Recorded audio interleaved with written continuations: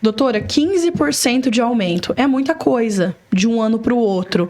Isso daí você acredita que pode ter uma relação com... Porque essas doenças, elas são assim, inclusive 30% dos pacientes hoje são mulheres. Sim, correto? Sim. Então, a gente pode entender aí que são ansiedades, cargas mentais, distúrbios emocionais. Você acha que esse número pode ter aumentado aí no pós-pandemia, onde muitas pessoas talvez tiveram uma influência aí, um nível de ansiedade, de estresse muito alto por conta disso? Ou é algo que vem aumentando aí ano após ano? Uma coisa interessante, você falou da pandemia, ela gera duas vertentes. A doença inflamatória, como ela é uma doença relacionada com a parte imunológica, muitos pacientes na época do Covid desenvolveram pós-Covid quadros de diarreia. E como ela é uma doença que fala que um fator viral, um fator bacteriano pode levar a desenvolver, pode realmente ser um desses fatores, mas ainda não tem evidência científica que comprove.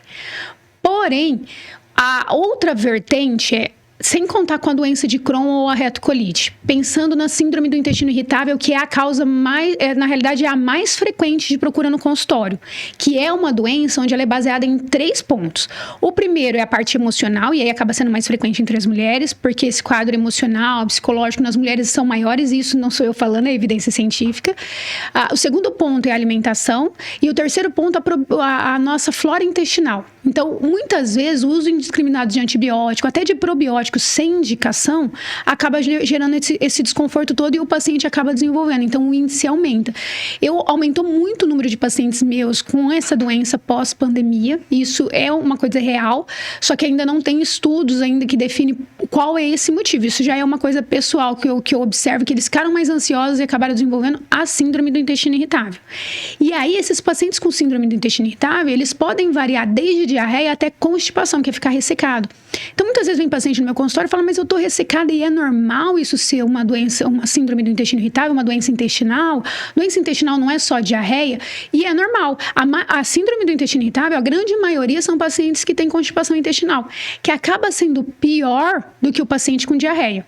Outra coisa, quando você não tem o seu intestino funcionando adequadamente, o que acontece? Você mexe com a parte emocional. Acho que todos nós já ouvimos falar aí que o intestino é o segundo cérebro, e nesse caso dele ser o segundo cérebro, se você tem um intestino que ele não tem um bom funcionamento, 80% dos hormônios que deixam a gente feliz é produzido no intestino.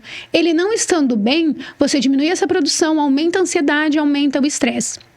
Então, tem alguns pacientes que são encaminhados para mim por psiquiatra, que tem quadros intestinais. Quando eu começo o tratamento do intestino, por incrível que pareça, eles começam a diminuir as medicações psiquiátricas, porque ele começa a produzir o hormônio que deixa a gente bem, que estão nos remédios psiquiátricos, para você ver como é importante. Uau, é realmente o nosso segundo cérebro. Só corrigindo uma informação aqui que eu falei anteriormente, eu falei que 30% dos pacientes são mulheres. Não, a maioria dos pacientes são mulheres hoje que desenvolvem tanto a doença de retocolite ulcerativa quanto a doença de Crohn.